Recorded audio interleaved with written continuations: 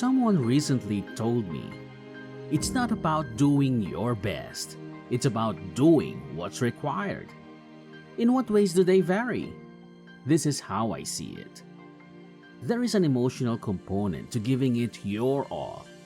It's all relative. How would you define best? It's just a story you tell yourself, a way of thinking that lets you confine yourself. When we place ourselves in situations where success is really crucial, I've discovered that we always manage to pull through. When we have no other choice but to make Plan A work, we do so. It's proof that the human spirit is strong and resilient, and that when we refuse to accept defeat, we can accomplish incredible feats. The issue is rarely a lack of means. Rather, it stems from a reluctance to take risks and a fear of the unknown. These are behaviors that have little to do with doing one's best and everything to do with settling for a known result. Running has helped me realize this truth, which is one of the many reasons I like the sport so much.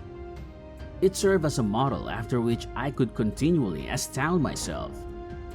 I talk a lot about how I gained my self-assurance via hard work and perseverance in a variety of environments. From the desert to the forest to the city streets and everything in between. For me, there is a link between the storms of the present and the calm of the future. Whenever I went above and beyond what seemed comfortable, that was when the cloud of misery and suffering would descend upon me. I couldn't pinpoint a specific painful area. It was all simply a continuous torment. And to realize that I could not only survive, but thrive in those times. To witness myself rise above any preconceived notion or understanding of best in order to overcome my demons, to achieve the day's goal. This shifts your perspective on who you are. Now, it's possible that viewers will think these aims are pointless and arbitrary. I can see why people would feel that way, but I still strongly disagree. Those times were a lesson in discipline and doing the hard thing because they showed me how powerful I can be when I turn off my reasonable brain and receive to let my head persuade my body out of doing what has to be done.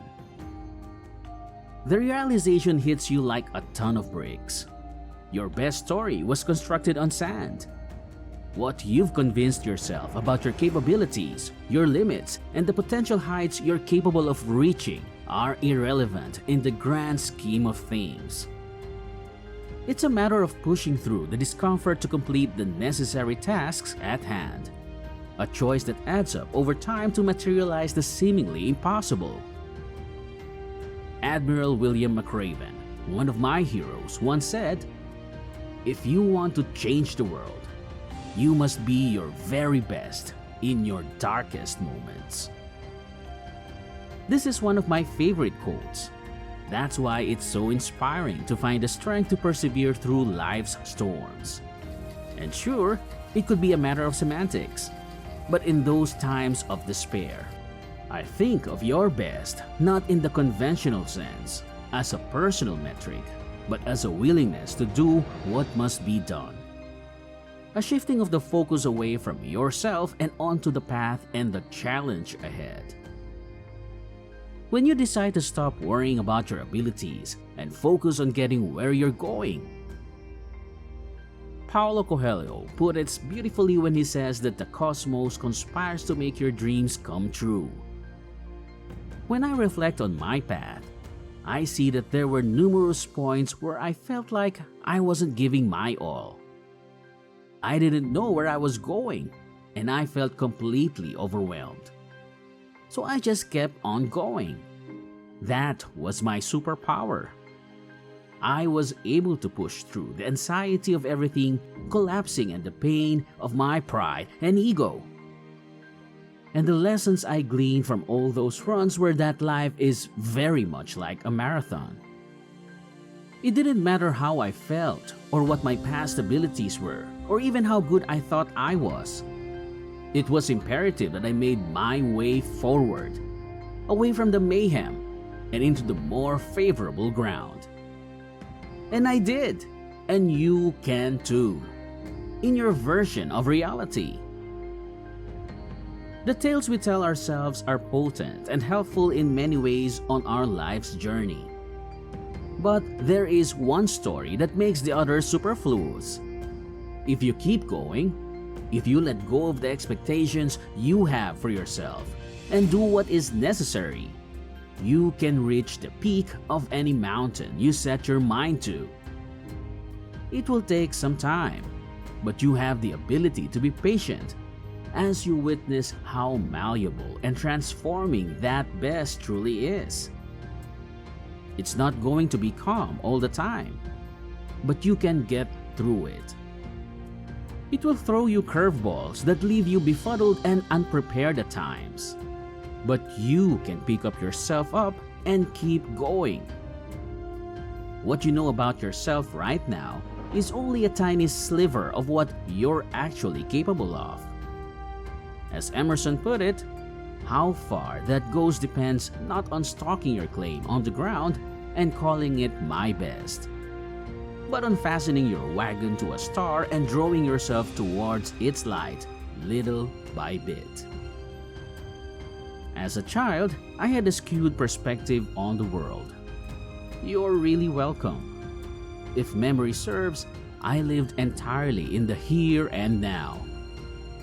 Back then, I didn't know how to prepare for the worst. I remember being a youngster who would play with his Ninja Turtles and Power Rangers on the floor of his bedroom, completely unconcerned with the world around them. I was naive enough to think that a career in action figures would open doors for me. I might have been President of the United States, a member of Blink-182, or the next Steven Spielberg when I was younger. I was drawn to those things that piqued my interest. I didn't know then what the odds of pulling off such a feat were 0.0001%. My childhood self was so content and engrossed in playing that I rarely wanted to go to sleep. I couldn't sleep because I was too energized by the world's possibilities. As of yet, I had not mastered the art of calmness or acceptance. I always followed my intuition as a kid.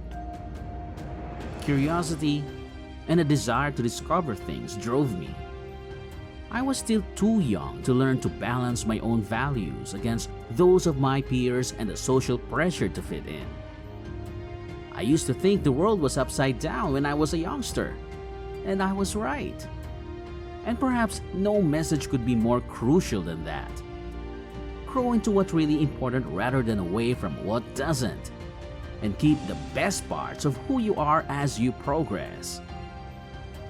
You know, every once in a while, I like to take a step back and take stock of how the world is constantly trying to mold me into someone I'm not. And I remember my carefree youth when there were no limits to where I might go or what I could do to find joy. And it always surprises me how rapidly our remarkable life becomes a checklist. Even if your priorities and commitments evolve and your life's constraints change, it's never a bad idea to stop and reflect on what really matters. Who or what are you getting out of bed for? The road ahead is calling, so pause to assess your position in the world and determine which direction is up. Now that the video is over, what do you guys think? Will you start your journey today? Comment down your answers below. Don't forget to like this video, and since you're already here, you might as well subscribe to our channel and click on the notification bell so you don't miss out on great new videos. Thank you for watching, and we will see you in the following video.